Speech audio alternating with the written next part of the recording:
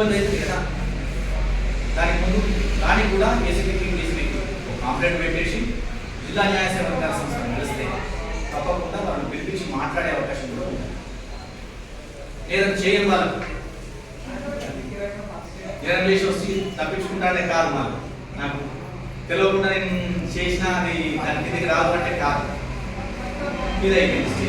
ఆ తర్వాత ఏమైతుంది, ఛార్జ్ షీట్ నెంబర్ అవుతుంది, సమన్స్ వస్తే వీక్నెస్ వస్తారు, కాంప్రమైజ్ అయ్యి లోకదాతలో ఫైన్ కట్టుకునే కేసు ఉంటుంది, ఫైన్ కట్టుకోవచ్చు.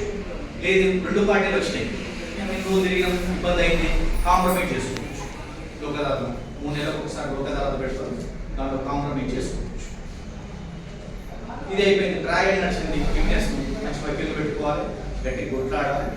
ఆ తర్వాత మీ తరఫున ఏదైతే సాక్ష్యం ఉన్నదో దాన్ని కూడా ప్రొడ్యూస్ చేసుకోవచ్చు. వాళ్ళది P1 అంటారు, మనది D1 అంటారు, డిపెండెంట్ వీక్నెస్ సాక్ష్యం ఎవరైనా పెట్టుకోవచ్చు. జనరల్గా ఏంటంటే ఎవరు పెట్టుకోవచ్చు.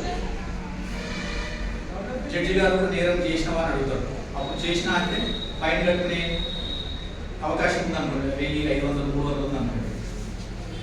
విద్యార్థులైనా ఉద్యోగస్తులైనా లేకపోతే పొలిటికల్ పార్టీ నిలబడేటోళ్ళైనా ఫైన్ కట్టుకుంటే దానికి అనర్హులైన ఉద్యోగానికి కానీ పొలిటికల్ పార్టీకి కానీ ఈ విషయము మన చుట్టుపక్కల చెప్పాలి, క్లియర్గా చెప్పి దానికి సంబంధించి 2 పార్టీలు వచ్చి కాంప్రమైజ్ చేసిన ఒక పద్ధతి. కాకుండా కాంటెస్ట్ చేసి ఓడెక్కించి సాక్ష్యం చెప్పించుకొని మనకు అనుకూలంగా ఏం జరగలేదు కథాకారణం ఏదో బలవంతం మీద పెట్టామని చెప్పేసి రికార్డు చేయించుకొని చేసుకోవాలి. ఇక్కడ చెప్తే వాళ్ళు చూసుకోండి రాష్ట్రీయ నుంచి మీ రోల్ అదనమాట. మీరు అక్కడ ఈ న్యాయ సేవా చట్టం అనేది పనిచేస్తుంది, మీకున్న ఈ అన్ని చట్టాలపైన బేసిక్ అవగాహన ఉంటే వాళ్ళకి కొంత కన్విన్స్ చేసి తీసుకొస్తారు. ఆ తర్వాత అడ్వాన్స్డ్ వాళ్ళకి ఏమైనా చెప్పడం కానీ అడ్వైజ్ చేయడం కానీ కేసులు తయారు చేయడం కానీ అవన్నీ చూసుకుంటారు. మీ క్వశ్చన్ జవాబు వచ్చింది కదా. 87 కంటే ముందు కూడా న్యాయసాయం ఫ్రీ లీగల్ ఎయిడ్ అనేదాన్ని ఇప్పుడు పట్టించేసి విఆర్ కృష్ణయ్య, పిఎన్ భగవతి, ఓ చిన్నపరెడ్డి వీళ్ళందరూ పేదవాళ్లకు ఉచితంగా న్యాయం ఇవ్వాలి, వాళ్ళు ఏళ్ళ తరబడి జైళ్ళలో మగ్గకూడదు అంటే free education, free medical service లాగానే ఫ్రీ లీగల్ ఎయిడ్ కూడా ఇవ్వాలని చెప్పేసి కాన్సెప్ట్ తెచ్చారు. అది అమలు అవుతూనే ఉన్నది. అమలు అవుతుందని చట్టరూపం చేశారు 87లో 1987 అట్లా. రాజ్యాంగం ఆర్టికల్ 21 ఎందుకు చెప్పినట్టు, ఆర్టికల్ 21 ప్రకారం ఆర్థిక స్తోమత లేని వ్యక్తికి నాకు ఫ్రీ లీగల్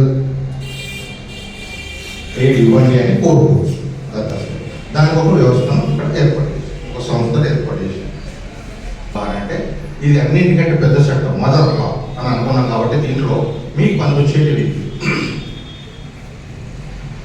జిల్లా న్యాయ వ్యవస్థ ఉంటుంది, పైన హైకోర్టు ఉంటుంది, ఆ పైన సుప్రీంకోర్టు ఉంటుంది.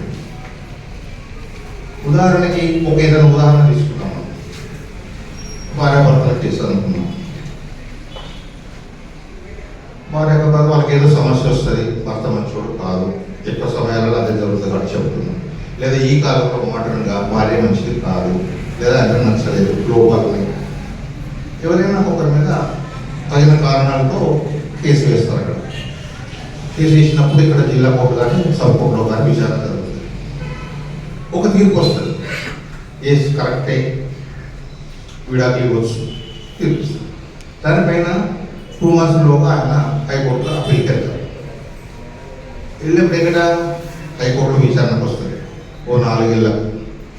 వచ్చిన తర్వాత అక్కడ ఈయన చెప్పి తప్పండి అంటే ఏంటి, మళ్ళీ మొదటి క్వశ్చన్. అక్కడ హైకోర్టు ఓడిపోయిన వాళ్ళు ఏం చేస్తారు, సుప్రీంకోర్టు. అక్కడ ఇద్దరు కూర్చోబెట్టి వాళ్ళకి అక్కడ వేసరికి ఏమైంది, జనగాంలో 5 ఏళ్ళు, హైదరాబాద్ హైకోర్టులో 5 ఏళ్ళు సుమారుగా చెప్తున్నాను జరిగినాయి. నేను నా అలకత్తు రాశాను, హైకోర్టు సుప్రీంకోర్టులో కూడా 5 ఏళ్ళు.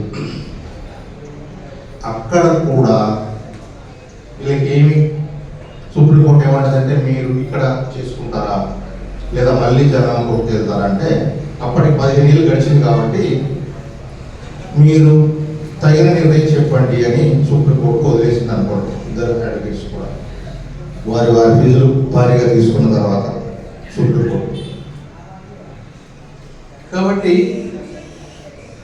సుప్రీంకోర్టు ఇలాంటి విషయాలలో వీళ్ళకి బిల్లులు ఉండొచ్చు, ఆస్తులు ఉండొచ్చు, ఉండకపోవచ్చు, మెయింటెనెన్స్, ఎన్నెన్నో సమస్యలు ఉంటాయి. ఈ భార్యాభర్తల మధ్యన శాశ్వత పరిష్కారము. అతి తక్కువ సమయంలో మీ వ్యాపార సామ్రాజ్యాన్ని పెంచుకోవాలనుకుంటున్నారా? తక్కువ ఖర్చుతో ఎక్కువ పబ్లిసిటీ చేయాలనుకుంటున్నారా? అయితే ఇంకెందుకు ఆలస్యం? మీ జేఎన్టీవీ తెలంగాణ ఛానల్లో అతి తక్కువ ఖర్చుతో ప్రకటనలివ్వండి. అత్యధిక లాభాలను సాధించుకోండి. వ్యాపార, వాణిజ్య, పాఠశాలలు, వైద్యశాలలు, హోటళ్లు, వస్త్ర దుకాణాలు, అన్ని రకాల వ్యాపార ప్రకటనల కొరకు సంప్రదించండి. మా ఫోన్ నంబర్స్ 8558280881 9247896607.